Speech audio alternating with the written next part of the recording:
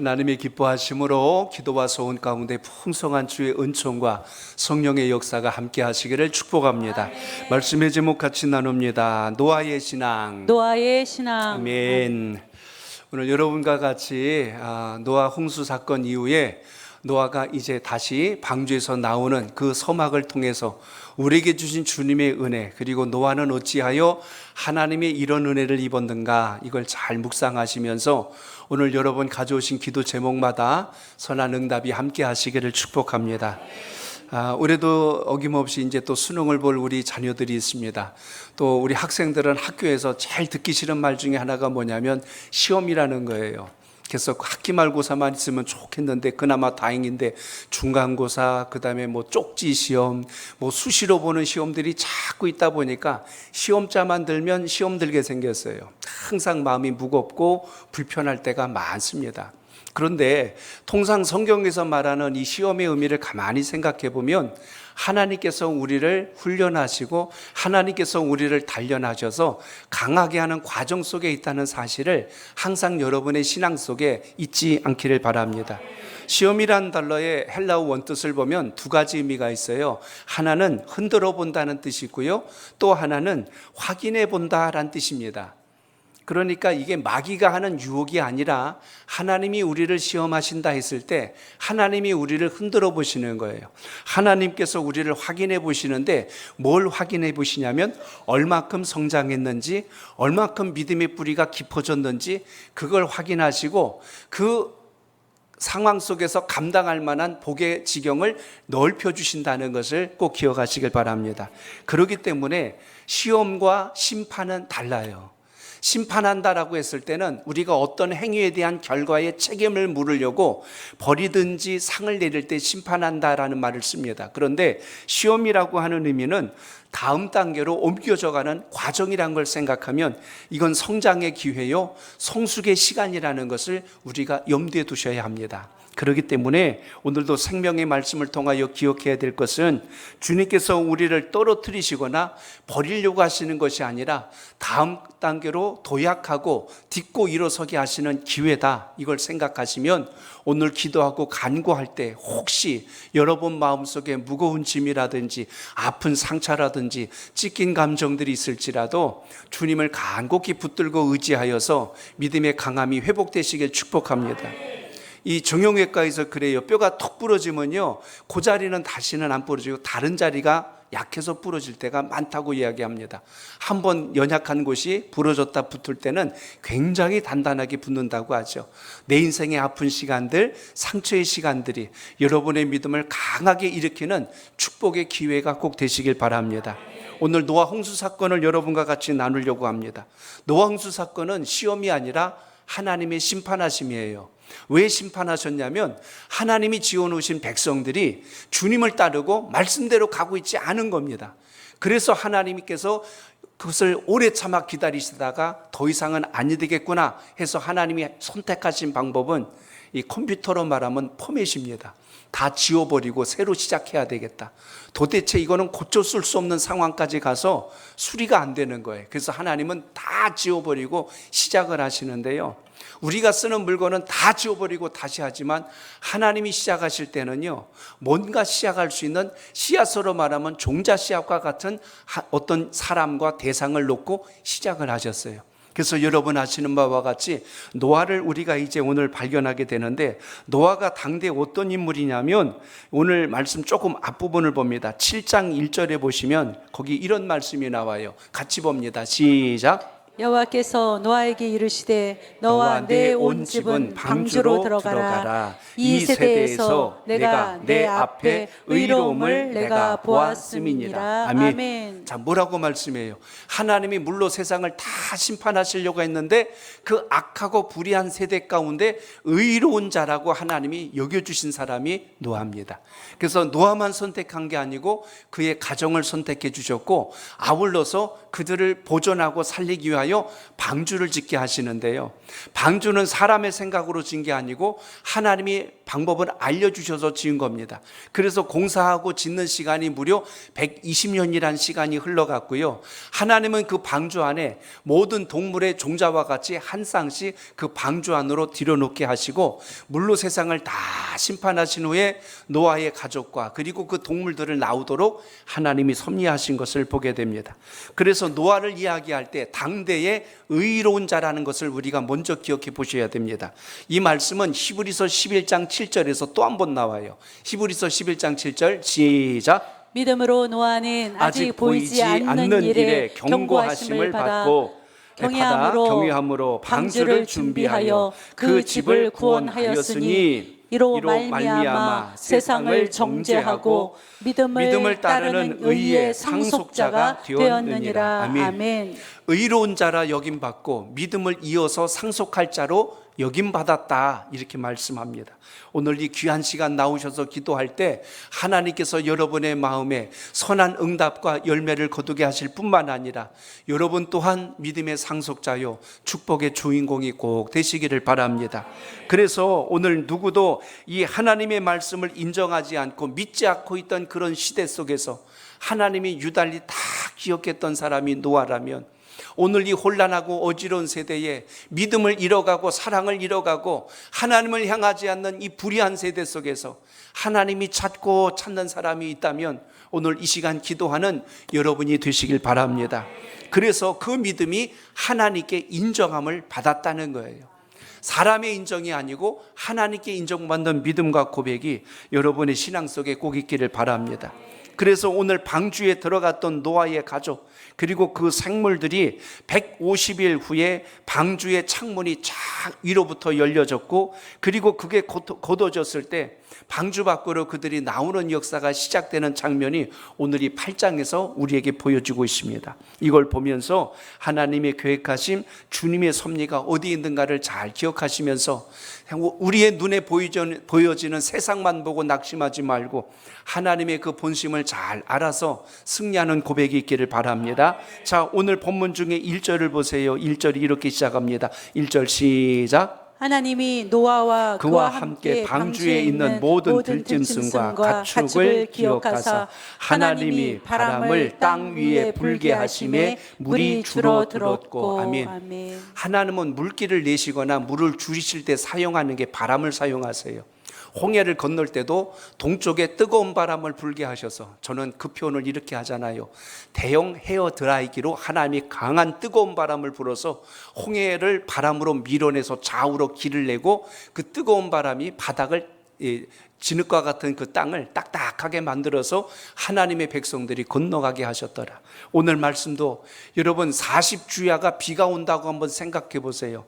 이 말씀은 7장과 8장을 연계해서 보셔야 되는데 하나님이 물로 세상을 심판하실 때 어떻게 하셨냐면 땅의 샘의 근원을 터뜨리셨대요. 물의 근원, 샘물의 근원을 터뜨리시니까 땅에서 솟구칠 수 있는 물이란 물은 다 위로 올라온 거예요. 그리고 하늘의 창문을 열어놓으셨대요. 그러니까 하늘의 그 아주 굉장히 은유적인 표현인데 하늘에 있는 그 물의 창고의 문을 활짝 열어놓으니까 위에 있는 물이 아래로 다 쏟아지고 땅 속에 있는 물이 다 올라왔으니 세상이 어떻게 되겠어요? 요번에 큰 폭우가 왔을 때 여러분 아시겠지만 1시간만 집중호우가 와도 금방 도로가 물에 잠겨버리고 이게 여러분 1시간이 아니라 24시간 40일을 쏟아붓는다고 생각해 보세요. 이게 우리나라만 아니고 전 세계로 한번 그 물이 솟구쳐 오른다고 생각하면 그래서 이 홍수 사건이 일어나는 것을 우리가 봅니다. 그러니까 여러분 이 홍수는 사람이 만들어낸 게 아니고 하나님의 심판과 계획 속에 있었다는 사실인데요. 오늘 1절에서 우리가 주목해 볼 수 있는 아주 중요한 대목이 하나 있습니다. 그건 바로 하나님께서 기억하셨다는 거예요. 자, 따라합니다. 하나님은 자기 백성을 잊지 않으십니다. 오늘 1절에 보니까요. 하나님이 노아와 그와 함께 방주에 있는 모든 들짐승과 가축을 뭐 했대요? 기억하사. 여기 기억했다는 말이 중요한 겁니다. 하나님이 심판 중에도 누굴 기억해요? 하나님의 택한 자를 기억하고 계신 거예요. 아멘. 하나님이 붙드시는 자는 세상이 뒤집어지고 풍지풍파가 일어나고 천재지변이 일어나고 난리가 나도 하나님이 쓰시고 하나님의 계획이 아직 다 완성되지 않고 쓰실 인물들은 언제나 주님께서 기억하시고 붙드신다는 것을 잊지 않길 바랍니다. 그렇기 때문에 오늘 이 말씀에서 1절에서 여러분이 붙들어야 될 가장 중요한 것은 하나님께서 택한 백성들을 또 함께하는 사람들을 더불어서 기억하시고 보호해 주셨구나 라는 사실을 여기서 주목하게 됩니다. 지난 이제 우리가 이 화요일 날이 우리가 광복절을 보냈는데요. 저는 우리 민족을 놓고 기도할 때마다 하나님께 그렇게 감사할 수가 없는 거예요. 전 세계 지도책을 다 펴놓고 보면 우리나라가 제일 크잖아요. 어마어마하게 큰 나라예요.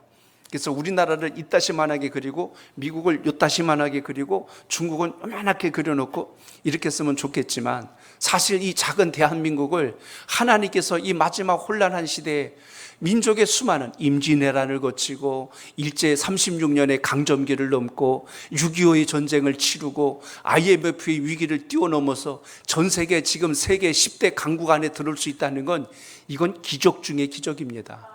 그 기적 중에 여러분 이 자리에 앉아서 기도하시는 여러분이 또 기적인 줄 아시기 바랍니다. 그렇게 쓰임받게 하시는 하나님의 은혜를 생각하면 주님 우리 민족이 무엇이고 한데 이 전 세계 열강들 가운데 우리 민족을 이처럼 강하게 하시사 K문화라고 하는 K자만 붙이면 다 전 세계 유행이 될 만큼 이렇게 만들어낸 역사가 얼마나 감사해요. 얼마 전 방위산업체에서 근무하는 우리 백영탁 집사님과 이야기하다가 우리나라가 전 세계 무기 생산 6인 거 아시죠? 아는 척 하셔야 돼요. 이제는 저 유럽이나 이런 데서 지금 제일 좋은 무기는 우리나라 거라고 다 수입해 가는 거 아실 겁니다. 그만큼 우리나라는 손기술도 좋고 기술력도 좋고 모든 것에 탁월할 만한 실력들이 이제는 모든 게 드러나고 있는 민족이 돼요. 하나님이 얼마나 우리 민족을 이 마지막 때 쓰시는가를 기억하시길 바랍니다. 전 세계 선교 제일 많이 하는 나라가 인구 많은 미국이지만 그 다음에 인구수에 비례할 것과 상관없이 가장 많이 하는 나라가 어디예요? 대한민국이에요. 우리 민족이 이렇게 선교 강국으로 쓰임받고 주일만 반짝 예배드린 게 아니라 금요기도에 나오셔서 이렇게 열심히 주를 찾는 민족이 전 세계에 눈 씻고 찾아봐도 없다니까요. 대한민국에서 나간 선교사님들은 가는 곳마다 새벽 예배 만들고요, 금요기도에 만들어요. 수요예배 만들고 자꾸 모여서 하나님 앞에 영광 돌리는 민족으로 세워나가는 것을 기억하십시오. 그러니 여러분 오늘 본문을 통해서 볼 때 하나님이 왜 노아를 붙들어 주셨을까?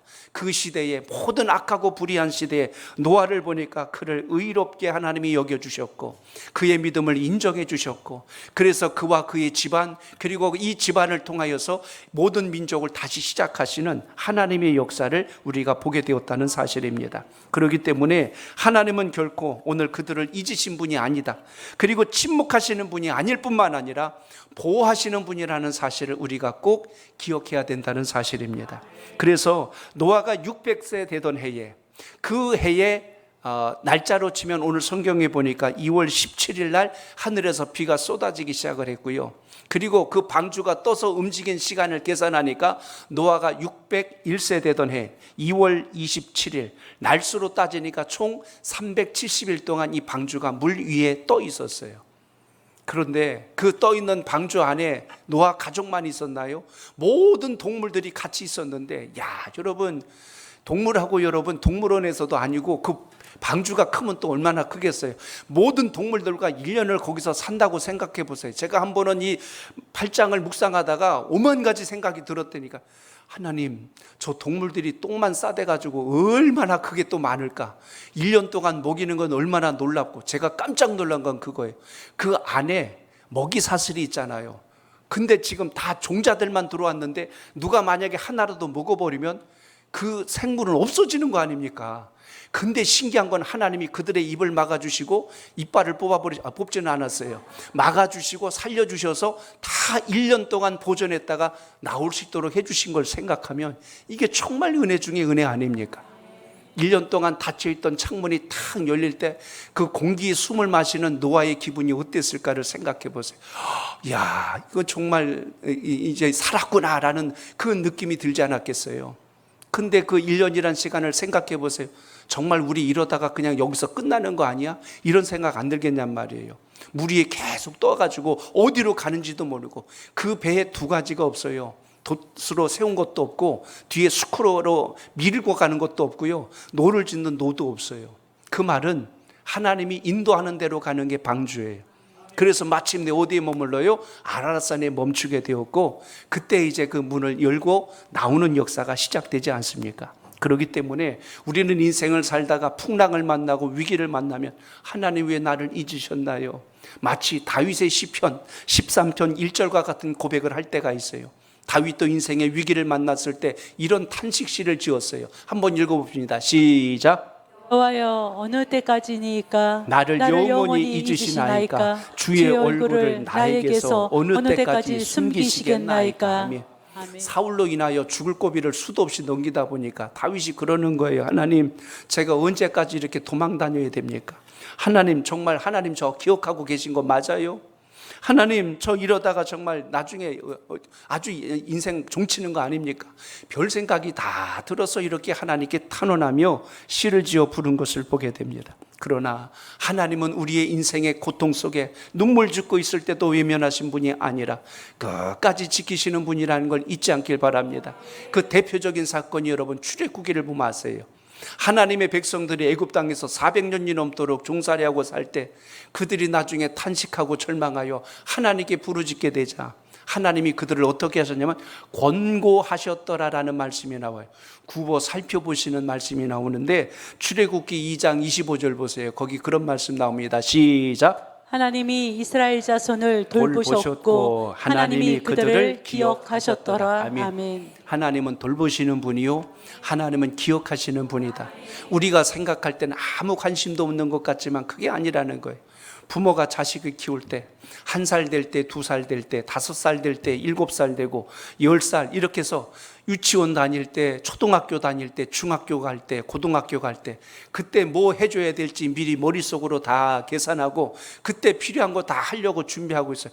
애는 그것도 모르고 뛰어다니고 밥 줘, 배고파, 그리고 뭐 사줘 이러고 막 정신없이 그러고 있지만 부모는 자녀의 성장기에 맞춰서 뭘 해야 될지를 늘 생각하듯이 하나님은 주님의 백성들이 인생을 살아가며 기쁘건 즐겁건 때로는 눈물 짓고 있을 때도 조금만 기다려라, 조금만 참아라, 내가 이렇게 너를 하리라 하고 하나님은 그때마다 길을 여시고 계획하고 계심을 잊지 않길 바랍니다. 그러니까 내가 100번 걱정하는 것보다 하나님 믿고 기도하는 게 낫다, 이걸 잊지 않길 바랍니다. 그러므로 우리 삶의 진정한 답이 어디 있어요? 예수 그리스도. 주님 안에 답이 있다는 걸 잊지 않길 바랍니다. 따라합니다. 주님 안에 답이 있습니다. 답이 있습니다. 그래서 우리가 할 일이 뭐가 있냐면 불안하고 걱정하는 것이 아니라 하나님의 약속을 믿고 기다려야 된다는 거예요. 한번 따라합니다. 하나님의 약속을 믿고 하나님의 약속을 기다려야 합니다. 기다려야 합니다. 아멘. 오늘 말씀 보니까 하나님이 때가 되니까 어떻게 하세요? 물을 점점 줄여서 배가 머물 수 있도록 모든 방법을 만들어 가시지 않습니까? 3절로 5절을 이어서 읽어봅니다. 시작. 물이 땅에서 물러가고 점점 물러가서 150일 후에 줄어들고 일곱째 달 곧 그 달 열일의 날에 방주가 아라랏산에 머물렀으며 물이 점점 줄어들어 열째 달 곧 그 달 초 하룻날에 산들의 봉우리가 보였더라. 아멘. 산들의 봉우리가 보였다는 뜻은 물이 점점 내려가고 있구나, 이걸 지금 알게 하였다는 것을 보게 됩니다. 그래서 3절로 5절에 보면 물이 땅에서 점점 물러가기 시작했고 홍수가 시작된 지 150일이 지난 후에 방주가 아라랏산에 멈추게 되었고 산봉우리가 보이기 시작한 곳으로 시작하여 그날로부터 약 74일이 지난 뒤에 물이 완전히 물러가고 땅이 말랐더라. 그래서 노아와 그의 가족들이 이제는 배 위에 창문을 열고 나왔더라. 이렇게 지금 말씀이 기록되어 있는데요, 14절에 보면 그 기간이 1년이었어요. 우리가 이렇게 미리 알고 기다리는 거하고 모르고 기다리는 게 굉장히 다릅니다. 어떤 길을 갈 때 여러분 모르고 갈 때를 생각해 보세요. 지금이야 내비게이션이, 요즘은 참 우리나라 이 기술력이 대단합니다. 내비게이션이요 시간까지 정확해요. 초까지 맞춰. 그래서 언제 도착한다고까지 알려주니까 운전을 하더라도 그렇게 불안하지가 않잖아요. 근데 과거에는 우리가 그 약속 시간 장소가 어딘지 모를 때 그 불안함은 이루 말할 수가 없습니다. 사람의 심리가 이상해서요 모르고 갈 땐 굉장히 길어요. 근데 일 다 마치고 돌아올 때는 벌써 왔네 그래요. 왜 벌써 왔냐고 그러냐면 이미 머릿속에 거리 감각이 생긴 거예요. 그래서 빨리 움직인다는 걸 느끼는 겁니다. 노아에게 하나님께서 미리 1년 뒤에 뚜껑 열고 나와라 이랬으면 모르겠지만 노아에게 그렇게 말씀 안 해주셨어요. 그러니까 생각해 보세요. 언제인지 모르고 끝을 모르고 기다려야 되는 것처럼 답답하고 불안한 게 없는 겁니다. 근데 노아가 뭘 잘했어요? 끝까지 참고 하나님의 때를 기다리는 거예요. 그 인내함을 통하여서 하나님의 뜻을 성취하는 것을 보게 됩니다. 그러니까 기도는 때론 여러분 인내입니다. 기다림이에요. 잘 참고 잘 견디고 잘 기다리는 거예요. 저희도 반려견을 키우고 있어서 가끔 간식 줄 때 그래요. 기다려 그래요. 그만 기다립니다. 먹어 그래야 먹어요. 침이 줄줄 흘리는데도 기다리려면 가만히 있어요. 그래서 손그름 올려놓습니다. 거기다가 간식을 올려놨어요. 그거 쳐다보는데 안 먹어요. 먹어 소리 할 때까지 계속 쳐다보면서 침을 뚝뚝 흘리고 있어요. 동물들도 기다린다는 말을 알아듣는데 우리 하나님의 사람들은 기도해놓고 당장 응답 없으면 뒤집어져 버려요. 하나님 안 계시네. 그럴 줄 알았다고. 내가 교회 다니나 보라고 막 이래서 하나님을 협박해요. 하나님 협박해야 백날 나만 손해지 득될 거 하나도 없어요. 근데 오늘 노아를 보니까 노아의 기다림에서 우리가 발견할 수 있는 두 가지 진리가 있는데 그 중에 하나가 뭐냐면 침착하게 기다렸다는 거예요. 아이고 큰일 났네. 이 동물들 다 데리고 어떻게 입에서 버티란 말이야. 그런 말 한마디도 안 나와요. 노아는 순종하며 하나님의 때를 기다리고 있다는 것을 보게 됩니다. 심지어 배가 아라산에 멈췄는데요, 빨리 나가자 그러지도 않았어요. 하나님께서 열게 하실 때까지 끝까지 기다립니다. 이게 하나님의 사람들이 가져야 될 믿음의 자세예요. 오늘 귀한 시간 나오셔서 기도하실 터인데 오늘 여러분의 기도가 당장 응답이 없다고 때려쳐야 되네, 해도 소용이 없네, 내 기도는 안 들으시나 봐. 이게 다 주님의 뜻과 상관없는 내 감정의 헛소리지 주님의 뜻과 무관해요. 그래서 주님, 저의 간절함을 아시고 저의 소원을 아시고 은혜를 내려 주옵소서. 사모하는 마음을 가지고 집중하여 기도하시길 바랍니다. 내가 조급한 게 아니라 하나님이 급하셔야 역사가 되거든요. 그러니까 주님 손에 붙들림 받은 게 제일 최고 아닙니까? 현빈이가 가게 가가지고 사탕 먹고 싶어서 주인은 사장님이 야, 너 먹고 싶은 거 가져가. 그러면 네, 그리고 이렇게 집어가는 거하고 가만히 기다리는 거하고 누가 더 많이 가져갈 것 같아요? 야, 너 왜 안 가져가냐? 그러니까 아저씨가 집어주세요. 그러면 내 손이 커요? 주인 아저씨 손이 커요? 그걸 빨리 알아채야 되는 거예요. 그걸 빨리 알아채야 되는 거예요. 그러니까 내가 급해서 내가 거머쥐려고 하지 말고 주님의 손으로 주님의 은혜로 우리가 붙들림 받기를 구하는 은혜가 여러분 삶 속에 있길 바랍니다. 또 하나 노아의 기다림을 보니까요, 안전을 위한 기다림입니다. 물이 빠졌다고 하나 무턱대고 뛰쳐나간 게 아니라 마를 때까지 기다린 것. 특히 오늘 노아가 조금 이따 좀 보시겠지만 물이 얼마나 빠졌는지 확인하기 위해서 새 2마리를 내보냅니다. 그러니까 방주의 뚜껑이 열렸을 때 제일 먼저 밖으로 나간 게 노아가 아니에요. 이건 여러분 알고 계셔야 돼요. 누가 제일 먼저 나갔대? 오늘 말씀해 보니까 어떻게 하셨어요? 맞아요. 까마귀가 제일 먼저 나갔어요. 그 다음에 비둘기가 나가게 됩니다. 오늘 이 두 동물의 움직임을 보더라도 이 속에서도 하나님의 섭리를 우리가 주목해 볼 수가 있는데요, 먼저는 노아가 잘한 것은 하나님의 때를 끝까지 침착하게 기다리고 안전할 때까지 기다린 것처럼 우리도 주님의 약속과 응답이 온전하게 임할 수 있도록 사모하며 기다리는 믿음의 지혜가 있기를 바랍니다. 그러므로 하나님의 사람이 가져야 될 게 뭐냐면 잘 참고 잘 견디고 잘 기다릴 줄 아는 것. 이 3가지를 저는 한 단어로 믿음이라고 표현합니다. 믿음이 뭐냐 그러면 잘 참는 것, 잘 견디는 것, 잘 기다릴 줄 아는 것. 그럼 하나님께서 그 속에서 역사를 보여주십니다. 그래서 오늘 본문 속에서 이렇게 노아가 기다린다는 것, 사실 누구나 다 이렇지가 않거든요. 그 수많은 사람들 가운데 하나님 눈에 들었고 믿음이 인정받을 만하다면 그 사람이 많지 않았다는 것을 우리가 압니다. 천국으로 가는 길이 넓고 크다면 누구나 갔겠죠. 왜 좁고 협착하다고 했을까요? 그 길을 찾는 자가 적기 때문에 그렇습니다. 그래서 마태복음 7장 13절로 14절에 보면 은혜 받고 복을 입고 상급을 얻는 인생들에 대해서 거긴 이렇게 기록하고 있습니다. 우리 같이 봅니다. 시작. 좁은 문으로 들어가라. 멸망으로 인도하는 문은 크고 그 길은 넓어 그리로 들어가는 자가 많고 생명으로 인도하는 문은 좁고 길이 협착하여 찾는 이가 적음이라. 아멘. 주의 말씀을 따라 은혜의 길을 걷기를 바랍니다. 다 놀러 가고 싶고 쉬고 싶을 때 하나님 앞에 그래도 오늘 뜻을 가지고 간절함을 가지고 주님께 이 좁은 길을 나와 하나님께 기도하는 여러분의 소원 속에 하나님의 놀라우신 역사가 시작되고 있음을 잊지 마시고 그 은혜가 함께 하시길 축복합니다. 부모가 흘리고 어머니가 흘리는 눈물의 기도가 자식의 장래 앞길을 하나님께서 열어가시는 축복의 통로가 됨을 잊지 않길 바랍니다. 너는 알아서 네가 그냥 잘 자라라가 아니라 주님, 이 아이를 어떻게 키워야 되며 이 아이가 어느 길을 가야 되며 무엇을 해야 하나님께 영광이 될까요? 그 간절한 부모의 그 심정을 주님께서 헤아려 주시고 그 뜻을 따라서 우리를 존귀하게 하심을 오늘 이 밤에 기억하시길 바랍니다. 내 감정, 내 뜻이 아니라 주님 주신 말씀과 그 은혜를 따라서 소원하는 기도가 있기를 바랍니다. 하나님은요, 여러분이 생각했던 것보다 더 좋은 길로 우리 자녀들, 여러분의 가문을 이끌어 가신다는 것 잊지 않길 바랍니다. 그러나 분명한 것은 주님께서 정한 길 안에서 구하시길 바랍니다. 내 인생 내 마음대로 막 살다가 공부로 치면 벼락치기 기도하지 말고 하나님 앞에 늘 인내와 끈기와 소망을 가지고 노아와 같이 기다리시면 하나님은 반드시 그러시려고 이렇게 하셨구나, 이걸 우리가 발견하게 됩니다. 그래서 우리 믿음의 사람이 갖추어야 될 덕목 한 가지만 더 말씀드립니다. 저를 따라합니다. 자기 사명을 다하는 성도들이 됩시다.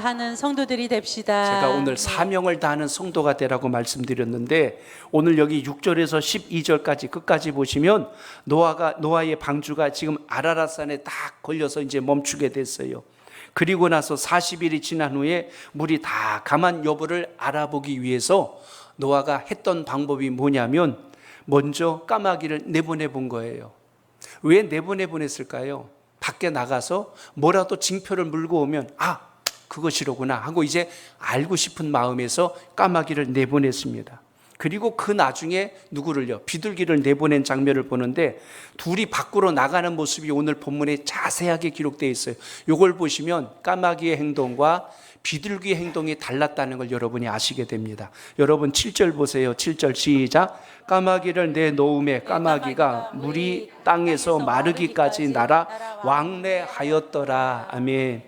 물이 마를 때까지 어떻게 했다고 했냐면 왕래했대요. 갔다가 왔다가 했는데 내보냈으면 가서 뭔 징표라도 물고 와야 되는데 안 들어와요. 여기 왕래했다는 것은 맴돌았다는 뜻입니다. 들어오지 않고 계속 돌다가 나중에 가서는 어디로 갔는지 종족을 찾지 못하게 떠나버리는 것을 봅니다. 한마디로 말하면 온 것 같은데 온 게 아니에요. 매를 훈련한 그 조련사들 보면 아시죠? 여기다가 가죽장갑 끼고 이렇게 했다가 저기다가 휙 날리면 가서 먹이 잡아가지고 날라와서 여기 다시 앉아요. 지금 노아가 기다린 건 까마귀가 뭔가 징표를 가지고 오기를 기다리는데 안 들어오고 빙빙 돌기만 합니다. 까마귀의 특성 중에 여러분 아시겠지만 율법에 보시면 까마귀는 부정한 짐승이고요. 또 한 가지 죽은 썩은 고기를 먹어요. 그게 까마귀의 특징입니다. 사실 까마귀 그러면 좋아하는 사람 없잖아요. 머리 위에서 깍 하고 날아다니면 그냥 저놈 그냥 어떻게 잡아먹어버릴까 그냥 불편하단 말입니다. 좋은 길조가 아니에요. 근데 오늘 이 까마귀가 나가서 결국 우리가 이 본문을 통해서 느낄 수 있는 것은 그가 나간 목적을 성취하고 돌아오는 게 아니라 나갔더니 썩은 시체를 찾아서 물이 이제 빠지기 시작하니까 뭐가 남았겠어요? 시체들이 떠오르고 이랬을 거 아닙니까? 그거 찾아다니는 모습으로 비춰지는 것을 보게 됩니다. 결국 나가서 목적을 성취한 게 아니라 자기 원하는 것 이루면서 맴만 돌다는 이야기입니다. 이거를 주경 성경 학자들이 다 여러 가지 모양으로 해석한 글들을 정리해 보면 이런 뜻이 돼요. 우리 신앙으로 본다면 믿는 것도 아니고 안 믿는 것도 아닌 모습이 까마귀와 같은 모습입니다. 그래서 까마귀 신앙이 뭐냐면 하나님을 만난 것 같아요. 근데 세상이 여전히 좋은 거야. 옛날에 하던데 본성대로 사는 게 여전히 좋은 거예요. 그래서 그것에 가서 다시 끼웃거리고 근처에 왔다가 또 다시 가버리고 들어오지를 못하는 거예요. 신앙이 잘할 수가 없지요. 겉핥기식으로 맴만 돌고 있으니까 믿는 것도 아니고 안 믿는 것도 아니에요. 이렇게 지금 까마귀가 자기에게 주신 사명을 감당하지 못하고 그러는 겁니다. 은혜를 저버리고 1년 동안 그래도 방주 안에서 살았으면 은혜 받은 거 아니요. 1년 동안 방주 안에서 말씀의 꼴을 먹고 거기서 먹이를 먹고 안전하게 지켜줬으면 그래도 은혜를 노아에게 입은 거 아닙니까? 그런데 떠나기도 했고 돌아온 것 같은데 들어오지도 않아요. 오늘 이렇게 계속 다니면서 자기의 본성을 따라갑니다. 썩은 고기를 찾아서 가는 까마귀의 모습을 우리가 여기서 봅니다. 한마디로 자신의 옛자아가 그대로 남아있는 까마귀의 모습을 봅니다. 이걸 바꿔 표현하면 사명을 다하지 않는 거예요. 노아가 내보냈을 때는 이유가 있었는데 그 이유를 따르지 않습니다. 그런데 두 번째 누굴 내보냈어요? 비둘기를 내보냈는데 비둘기는 나가서 뭘 물고 오냐면 감람나무 잎사귀를 물고 옵니다. 물로 잠겼으니까 그동안에는 풀이 하나도 없었어요. 근데 물이 쫙 빠지니까 물 밑에 내려가 있던, 그리고 다시 새롭게 돋아나고 있는 감람나무 잎사귀를 물고 왔다는 이야기예요. 성경에서 이 감람나무는 굉장히 상징적 의미를 갖습니다. 성경에 보면 이 감람나무가 올리브나무이기 때문에 제사를 지낼 때, 주님께 영광을 올릴 때 그 기름을 가지고 주님께 영광을 돌립니다. 그렇기 때문에 거룩함을 상징하는 게 감람류예요. 감람류는 거룩함 뿐만 아니라 또 한 가지 중요한 것은 당시에 이스라엘 백성들에게는 번성을 상징해주는 상징적 나무이기도 합니다. 그리고 그 나무는 이스라엘 백성들에겐 소망을 상징해 주는 거예요. 그러니까 노아가 나갔을 때 비둘기가 물고 오는 걸 보고 얼마나 기뻤을까를 생각해 보세요. 그러니까 우리가 신앙하면서 해야 될 일이 있다면 하나님이 기뻐하시는 영적인 열매를 거두는 신앙이 꼭 되시길 바랍니다. 그게 오늘 기도하며 간구하며 우리가 붙들어야 될 것입니다. 오늘 비둘기가 나가는 모습을 보니까 첫 번째 나갔다가 그냥 다시 되돌아와요. 그냥 왔다는 뜻은 뭐냐면 앉을 자리가 없다는 겁니다. 아직 안 됐구나, 그거 알아본 겁니다. 두 번째 나갔어요. 그런데 잎사귀 하나 물고 돌아옵니다. 물이 이제는 좀 빠졌구나, 이 징표를 가지고 온 거예요. 노아에게 기쁜 소식을 가져온 겁니다. 우리가 언제까지 이 방주 안에 있어야 되나 모르고 있었는데 이제는 징표가 오니까 얼마나 희망이 생겨요. 깜깜한 데서요, 작은 구멍에 빛이 딱 들어오면요, 사람이 희망이 생깁니다. 저기 빛이 있구나. 그래서 실제로요, 쥐를 실험했을 때 깜깜한 암실에다가 가둬놓은 쥐하고 한쪽에 빛이 들어가게 한 그 쥐를 가둬놓고 실험을 했는데 빛이 들어오는 그 암실에 있는 그 쥐가 훨씬 더 건강하게 오래 삽니다. 사람이나 짐승이나 희망의 빛이 있으면요, 삶을 포기하지 않아요. 마찬가지로 오늘 노아에게 있어서 손에 쥐어지는 이 감람나무 잎사귀는 우리가 이제 살았구나, 이제 우리가 다시 새롭게 시작할 수 있구나, 희망을 가져다 준다는 것입니다. 오늘 예배를 드시는 성도 여러분, 여러분은 언제나 삶 속에서 주님이 우리에게 주신 소명을 잘 이루는 은혜가 있길 바랍니다. 까마귀와 같이 왕래만 하다가 끝나는 신앙이 아니라 정말 주님께서 내게 주신 소명, 이걸 잘 이뤄낼 수 있는 믿음의 결단이 여러분 속에 있기를 바랍니다. 고린도전서 15장 58절을 같이 읽어봅니다. 58절 시작. 그러므로 내 사랑하는 형제들아, 견실하며 흔들리지 말고 항상 주의 일에 더욱 힘쓰는 자들이 되라. 이는 너희 수고가 주 안에서 헛되지 않은 줄 알미라. 아멘. 주님을 위하여 수고한 눈물과 땀은 반드시 하나님이 기억하시고 보응하신다는 걸 잊지 않길 바랍니다. 내 사랑하는 형제들아, 견실하고 흔들리지 말고 성실함과 견고한 신앙을 가지고 주님의 일에 더욱 힘쓰는 자가 되라고 말씀했습니다.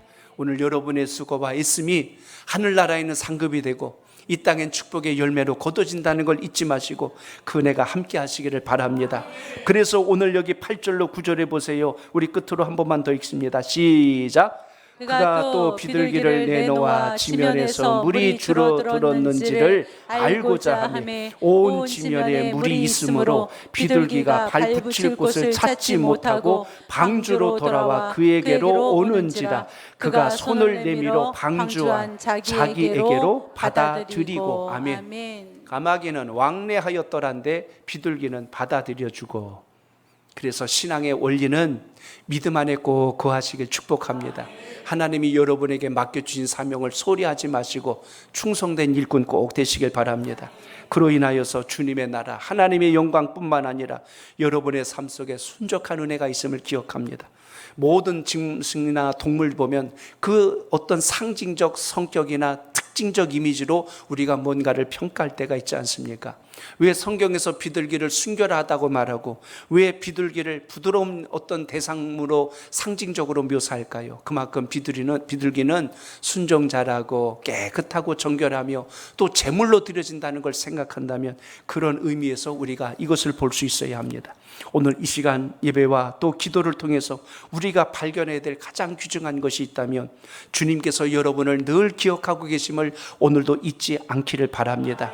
그리고 오늘 노아처럼 하나님의 약속을 믿고 잘 기다리는 믿음의 사람이 되십시오.